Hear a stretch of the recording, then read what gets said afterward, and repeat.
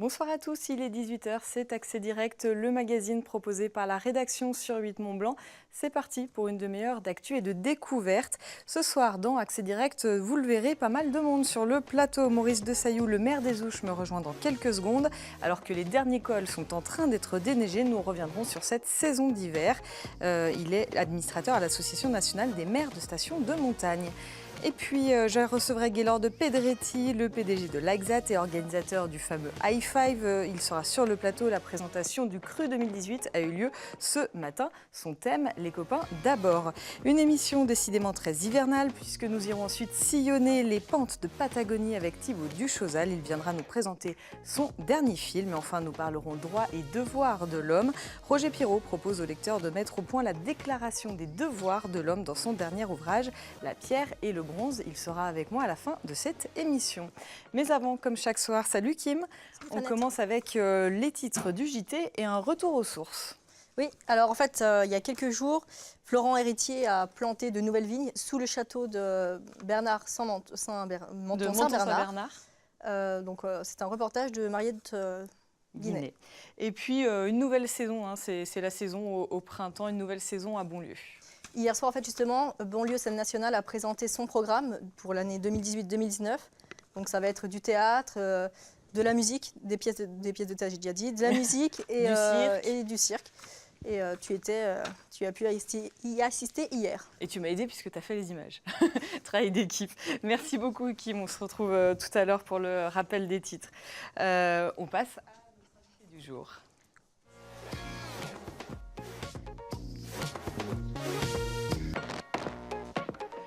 Maurice Desailloux, bonsoir. Bonsoir. Alors vous êtes, je l'ai dit dans les titres, le maire des Ouches, administrateur de l'Association nationale des maires des stations de montagne. Cette association, elle rassemble plusieurs centaines d'élus des stations, pas seulement les Alpes. Son but, c'est quoi? Alors en fait, c'est de représenter, d'avoir un petit peu d'influence au niveau national sur l'ensemble des massifs de montagne et des stations de montagne justement. Il y a un peu plus de 100 stations qui sont représentées de tous les massifs. Hein. Voilà. Un lobby de la montagne, si je puis dire, même si le mot peut... Lobby, alors c'est essentiellement au niveau des élus des stations de montagne, donc les maires bien sûr, et les élus des stations de montagne. Alors cet hiver, comment il s'est passé? Parce que c'est un hiver particulier, on le sait, il y a eu pas mal de neige, on s'était presque déshabitué, et du coup il n'a pas forcément fait très beau. Alors, il n'a pas forcément fait très beau, effectivement. Il y a eu quand même beaucoup de neige, un enneigement précoce et de bonne qualité. La quantité nous a un petit peu pénalisé par la suite, si bien que finalement, on a fait une saison d'hiver, globalement, sur l'ensemble du territoire, une saison d'hiver tout à fait correcte, convenable, on va dire, avec des secteurs un petit peu plus impactés par les conditions météo, en particulier les stations d'altitude. Et puis des domaines d'activité comme les terrasses, par exemple, qui ont souffert du faible ensoleillement et par le fait n'ont pas travaillé comme ils auraient dû. Vous avez parlé des stations d'altitude, ça veut dire que pour les stations de moyenne montagne qui avaient un peu tiré la langue ces 2-3 dernières années, ça a été une saison plutôt intéressante. C'était une bonne saison, ce qui a permis d'ailleurs un retour de clientèle d'intérêt pour la montagne, pour les sports d'hiver en général, et la fréquentation également de la montagne, puisque des sites de basse ou moyenne altitude ont pu ouvrir et fonctionner normalement, et donc on s'est rendu compte qu'en fait, ils avaient pu récupérer une partie de leur clientèle qui, depuis 3 ans ou moins, avait déserté ces sites. Quand on parle de montagne, on parle forcément de ski? Pas tout à fait. Le ski, c'est vraiment la porte d'entrée, c'est vrai, mais enfin, il faut savoir qu'il y a à peu près qu'une personne sur 2 qui vient à la montagne l'hiver et qui pratique le ski, à différents niveaux bien sûr, qui pratique le ski nordique ou alpin, ou les activités de glisse. Ça veut dire que vous, les élus, vous devez aussi accompagner le développement d'autres activités? Voilà, il faut effectivement diversifier les activités, les offres, les propositions, autour de thèmes comme la gastronomie par exemple, le bien-être, c'est vraiment quelque chose qui est dans une recherche, en plein développement, etc. Et puis les activités liées à l'eau également, puisque ça en fait partie. Alors on le sait, la concurrence est forte à l'international. Comment elle s'en est tirée la France cette année par rapport aux autres pays? Alors le classement, entre guillemets, n'est pas Parce encore que la établi. fameuse destination numéro 1 qui Voilà. se dispute. C'est ça. Alors, donc ça tourne autour de 3 destinations, les États-Unis, la France et l'Autriche. L'Autriche, les chiffres ne sont pas connus encore puisqu'ils n'apparaissent qu'au mois de septembre. Mais il faut savoir que pour ce qui concerne la France, le chiffre est de l'ordre de 54 millions de journées skieurs sur la saison d'hiver, ce qui est un très bon chiffre puisqu'on retrouve des niveaux d'il y a déjà quelques années. Savoie-Mont-Blanc reste la destination numéro 1 en France. C'est ça. Les Alpes et Savoie, et à l'intérieur des Alpes, les Alpes du Nord, effectivement, ça représente à peu près 50% de l'activité. Alors là, on a terminé l'hiver, il y a l'été. Ça a même d'ailleurs un petit peu commencé. Voilà. C'est une saison importante l'été où les élus restent, disons, la priorité, ça reste l'hiver. Non, c'est une saison très importante. Toutes les stations se tournent maintenant vers des activités d'été, pour pouvoir tourner au moins sur 2 saisons, si ce n'est un peu plus en continu. Pour ce qui concerne la Haute-Savoie, on est un petit peu privilégié parce qu'on tourne déjà pratiquement sur l'ensemble de l'année et au moins sur les 2 saisons, hiver et été. Notamment dans la vallée de Chamonix où il y a beaucoup de monde l'été. Voilà. Dans la vallée de Chamonix, c'est vrai que là, on tourne un petit peu quasiment toute l'année, avec des activités essentiellement liées au vélo, à la randonnée et puis bien sûr l'alpinisme. C'est le même public, l'été, l'hiver? Non. En fait, c'est quand même toujours un petit peu des familles, mais l'été, c'est quand même, au niveau de l'alpinisme en particulier, des activités beaucoup plus sportives, beaucoup plus physiques. Et puis il y a le trail maintenant aussi qui se développe en sport de plein air, qui est vraiment quelque chose, déjà pour la vallée, mais pour l'ensemble du département, quelque chose de très important. Par exemple, le week-end prochain, il y a 4 trails sur le département de Haute-Savoie. D'accord. Et tous en même temps, donc il y a quand même un nombre de compétiteurs très important et c'est une activité qui est vraiment en train d'exploser. Un exemple concret de ce qu'on va pouvoir faire en montagne, alors on va prendre l'exemple des Ouches, Oui. de ce qu'on peut faire en montagne l'été par exemple. Alors, l'été, il y a des activités en fond de vallée, comme du tennis par exemple, pour parler des Ouches, de la randonnée, de la pêche, du VTT, descente ou des activités plus... Il y en a pour tous les goûts. Il y en a pour tous les goûts. Pour ce qui concerne les Ouches, il y a beaucoup d'activités en direction des enfants, d'un public jeune. Au niveau famille, c'est quelque chose de très important. C'est une marque un peu pour les Ouches.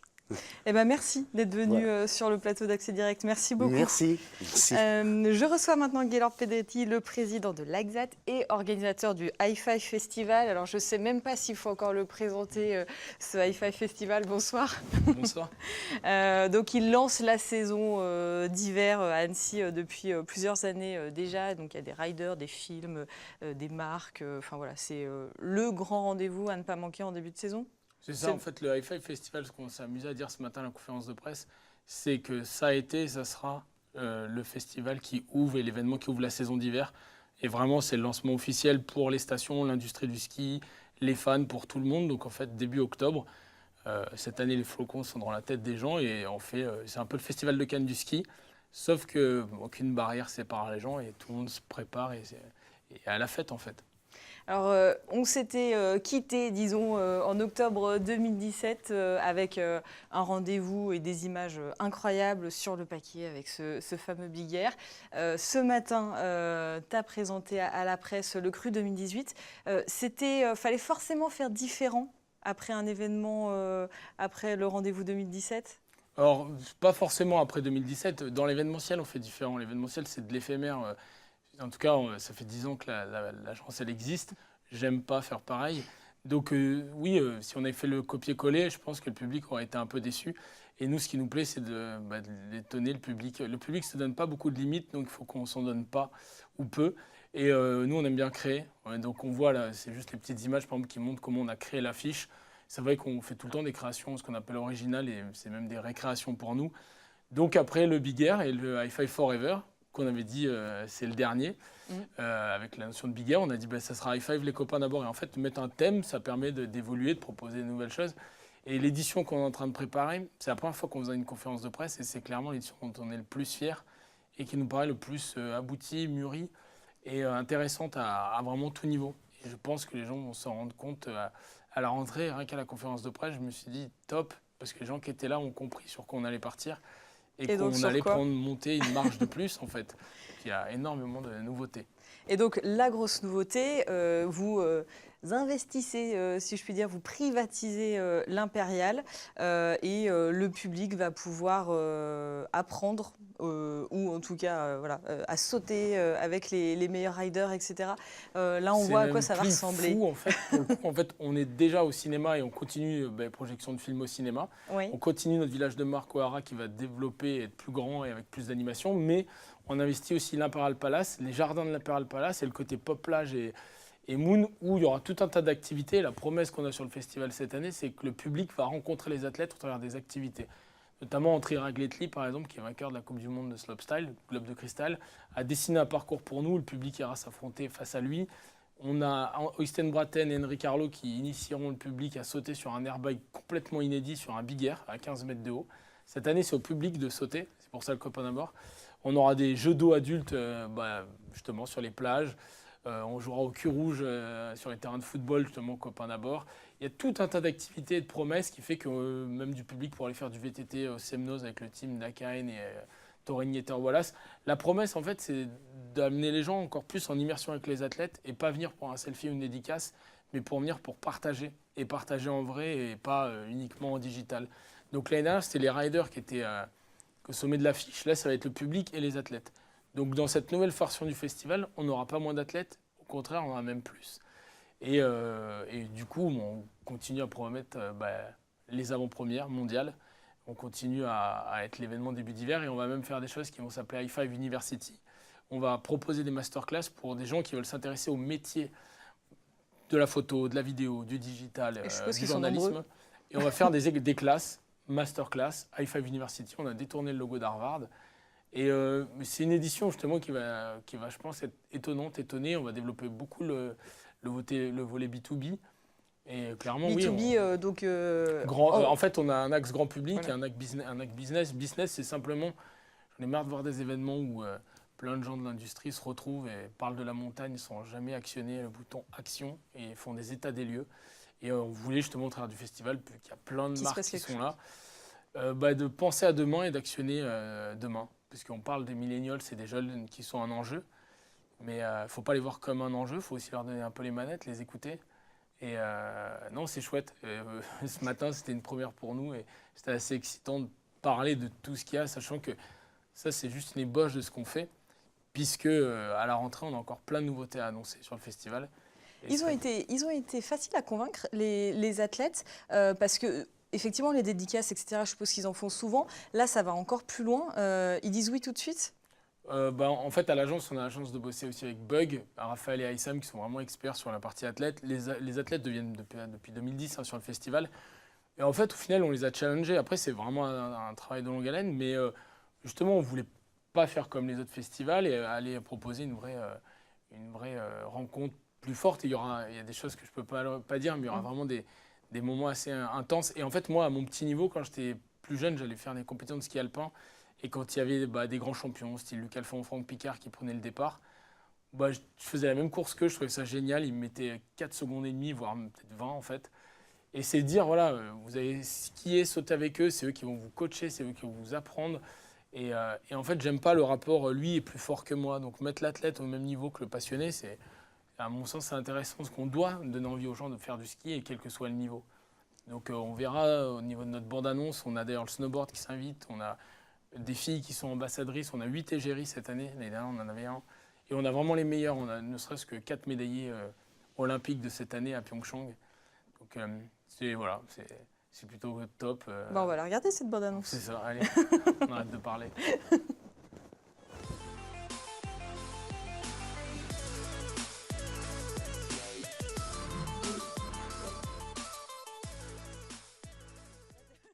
Bon, elle est rapide, de toute façon, on va pouvoir la découvrir, je suppose, sur vos réseaux, etc. Exactement. Parce qu'il y a pas mal de contenu.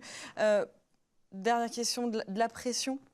là, ou ce matin, c'est bon, t'es rassuré Non, et ouais, il n'y a plus qu'à dérouler? J'allais dire non, c'est pas de la pression. Bien sûr, en fait, quand tu veux vouloir faire différent, t'es pas toujours... le public, parfois, ne comprend pas, ou les médias, il faut bien expliquer qu'est-ce que tu veux faire différent, qu'est-ce qu'il va avoir. Non, pas de pression, c'est vraiment une édition qui nous porte, on est hyper excités. Et justement, on a intégré les volets, par exemple, RSE écologique sur lesquels on nous attendait, on nous a un peu titillé. Oui, parce que ça a été un peu... Bien sûr. Je suppose que ça répond aussi à une critique. Oui, bien sûr. D'ailleurs, on va s'engager auprès Cette d'associations. édition. Malgré le fait qu'on ne fasse pas de neige, etc. On a 3 associations, Mountain Rider, Rider for Refugee et les Chamois du 73 qui sont dans l'handisport. On veut créer de l'engagement. Il y aura des food trucks, cuisine du monde. En fait, le festival va devenir un vrai festival alternatif. Le ski et le snowboard seront au cœur. Les rencontres avec les pros, les films, mais il y aura plein de choses qui se passeront. Et on va même créer les High Five Comedy Up avec des spectacles d'humour. Enfin, ça va être une vraie nouvelle version. Et la pression, je ne ferais pas ce métier si j'avais peur de la pression. Et moi, j'aime la nouveauté. Donc, et j'ai une équipe qui est top. Donc, franchement, non. Tout va bien dans le meilleur des mondes. Mais oui, on est heureux. Bon, mais en tout cas, une très belle édition 2018. De toute façon, on aura évidemment l'occasion d'en reparler d'ici là.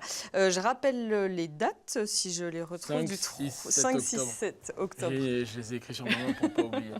Merci Exactement. beaucoup, Gaylord. Merci, à bientôt. Merci, à bientôt. Et on va rester dans l'univers de la glisse avec mon prochain invité. Je reçois le rider Thibaut Duchosal pour son dernier film. Bonsoir. Bonsoir. Alors, je vais écorcher le nom vu mon niveau d'anglais. The Empire of Winds, ça va, c'est pas trop mal. Donc, des déserts aux montagnes de Patagonie. Votre dernier film nous fait pas mal voyager. Hein. Ouais. J'ai vu la bande-annonce, ça fait envie. 1500 km de périple. C'est ça, ouais. Bah, la Patagonie est grande, hein. C'est un Oui. énorme territoire. Et encore, on ne l'a pas toute couverte, mais oui, 1500 km entre Bariloche et El Chalten. C'était quoi l'idée? L'idée, c'était skier en Patagonie, découvrir des nouvelles zones où personne n'a skié, parce que c'est un territoire qui est tellement vaste et aussi tellement hostile que tout est à faire. Donc voilà, c'est de la découverte, de l'exploration.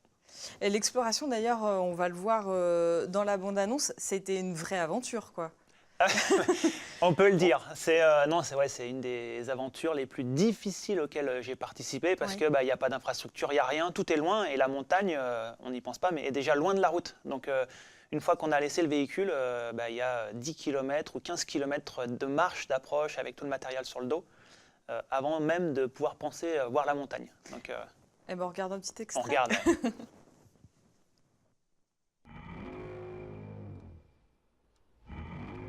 I didn't see many places in the world like this part of Patagonia, no? These mountains for me are incredible.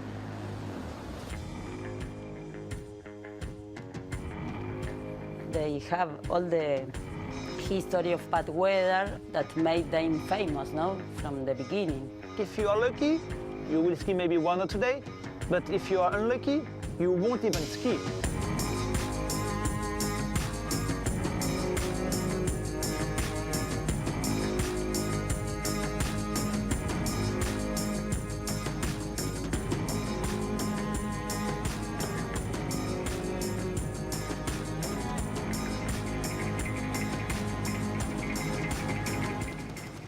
Là, on a aperçu quelques virages et on le voit, on vous le dit dans cette bande-annonce. Il y a du ski, mais on vous voit surtout beaucoup marcher. Alors, à dos de cheval aussi. Enfin voilà, il y a un peu Tous les moyens sont bons. Mais vous avez pu quand même skier un peu? On a skié, mais c'est vrai que si on fait un comparatif temps montée, approche et temps descente, en gros les journées, c'était des journées de 12-13 heures. Et c'était surtout 12 heures d'approche et puis 15 minutes de ski. Donc effectivement, ça se mérite. Qu'est-ce qui raconte ce film-là? En fait, depuis plusieurs années, on essaye d'aller hors des sentiers battus, de montrer des territoires grandioses où personne ne met les pieds.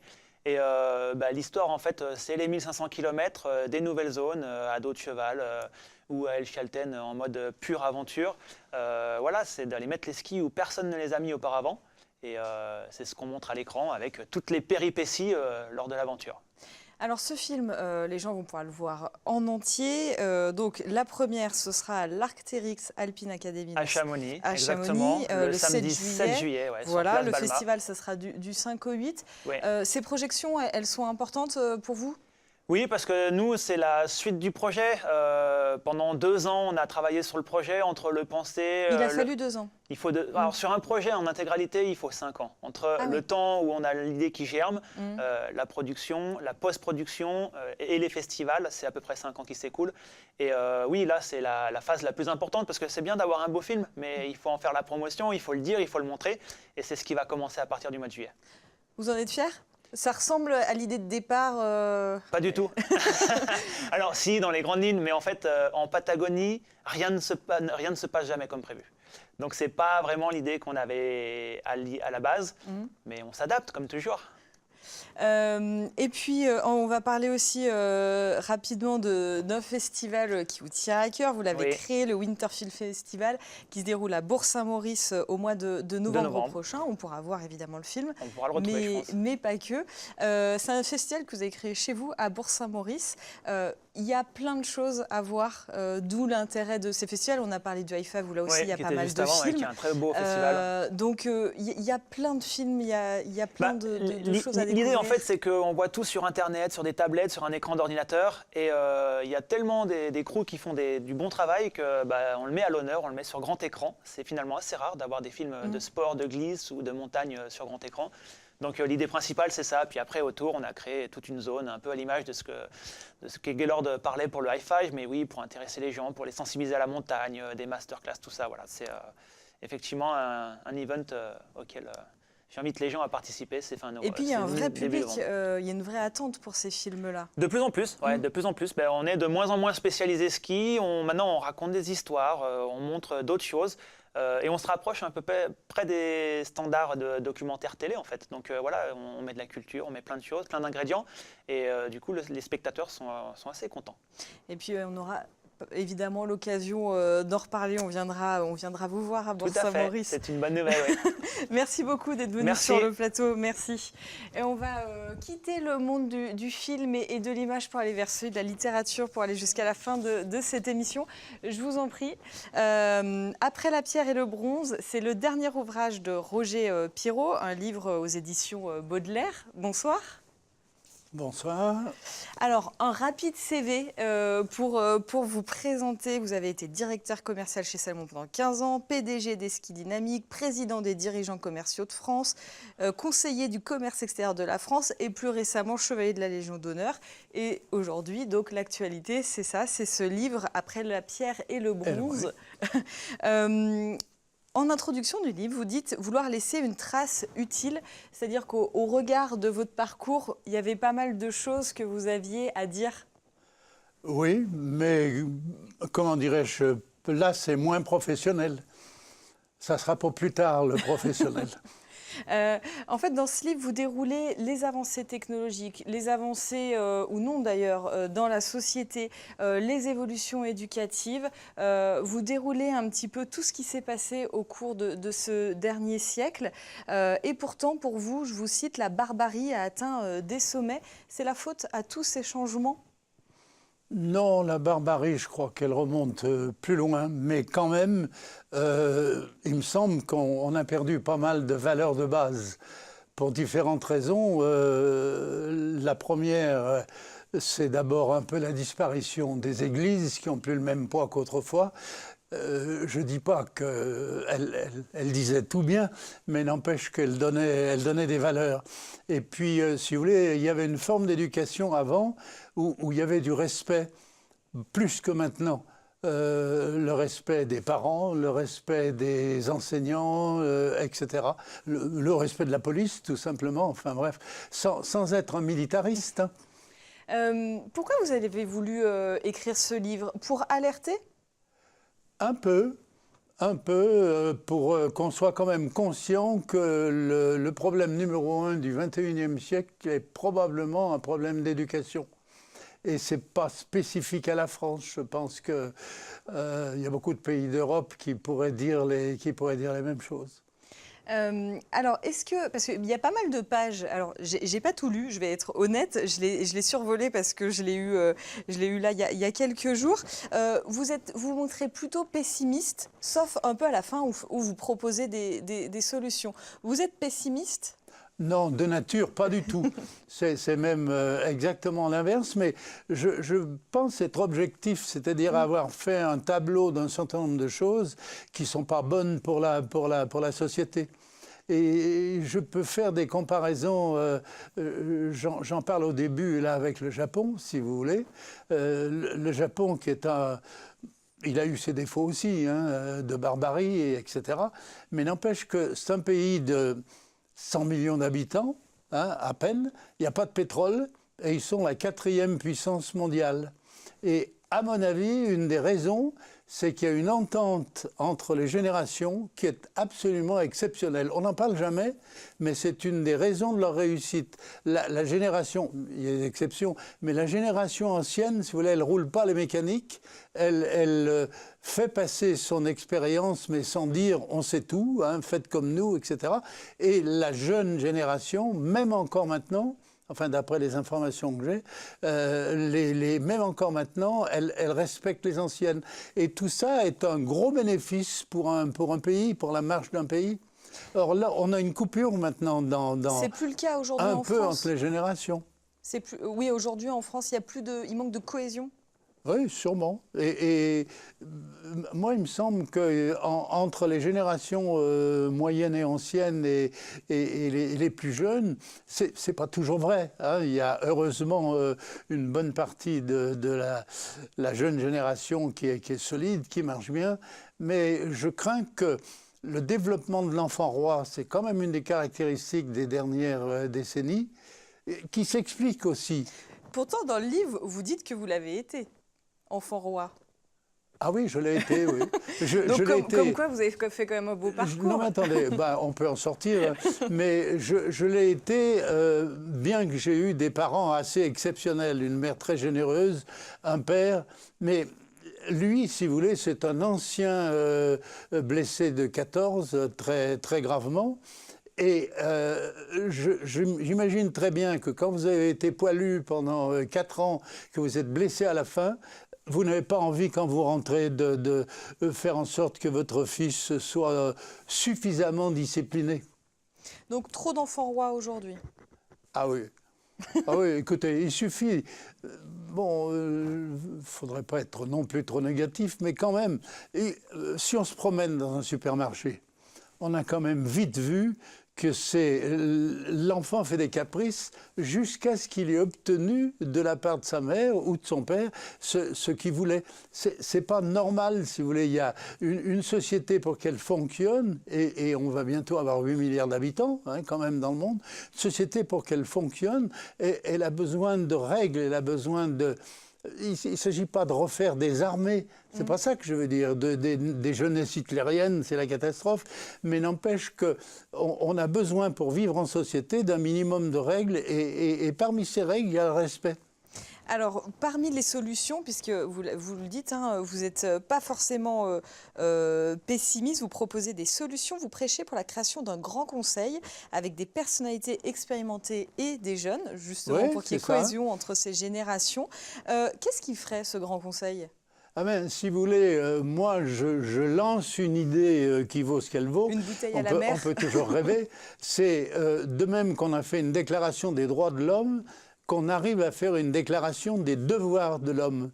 Et que justement, cette déclaration, elle soit préparée par un groupe de gens qui ont fait leurs preuves, par des jeunes, parce que c'est quand même à eux de décider comment ils voient l'avenir. Et il me semble que, bien sûr que ce n'est pas parce qu'il y a un permis de conduire que les gens conduisent de manière parfaite, mais n'empêche qu'il y ait des réflexions, qu'il y ait des choses sur ce sujet-là, moi, ça me paraît important pour l'avenir. On a oublié les devoirs dans le volet droits et devoirs. Ben, si vous voulez, en faisant une déclaration des droits de l'homme, on s'est limité au fait que les hommes ont des droits. Très bien, hein, on peut pas être contre, ça a été une grosse avancée, mais qu'on rappelle quand même qu'un être humain, il a des devoirs. Il a des devoirs par rapport à ses enfants, il a des devoirs par rapport à ses voisins, il a des devoirs par rapport à la société. Enfin bref, il y aurait... ne serait-ce que d'en parler, d'avoir une déclaration officielle, pourrait quand même être un bénéfice. Eh ben, en tout cas, j'invite les téléspectateurs à lire Après la pierre et le bronze aux éditions Baudelaire. Oui. Merci beaucoup d'être venu sur le plateau. Restez avec moi, il y a Kimberley qui va nous rejoindre pour le petit rappel des titres. Et on commence avec un retour aux sources. Très bien. Oui, tout à fait. Donc en fait, il y a quelques jours, un vigneron, je ne sais plus comment il s'appelle, l'héritier, Florent Héritier. Florent Héritier, a planté sur 1 hectare des vignes au niveau du château de Menton-Saint-Bernard. Et c'est un reportage de Mariette Guinet. Voilà, et c'était un endroit où il y avait déjà eu des vignes. Oui, il y a Donc, plusieurs années. Avec une vue plutôt sympathique pour faire les vendanges. Et le deuxième type, c'est Bonlieu qui a présenté sa prochaine saison. Hier soir, donc Bonlieu Scène Nationale a présenté sa programmation pour l'année 2018 et 2019. Donc parmi les représentations, il y a de la musique, des pièces de théâtre ou encore du cirque. Plein de belles choses, 70 spectacles à découvrir. Merci beaucoup. Merci à vous de votre fidélité. Merci à toute l'équipe. On se retrouve demain pour une nouvelle émission Accès Direct sur ce plateau. D'ici là, passez une très belle soirée. À bientôt.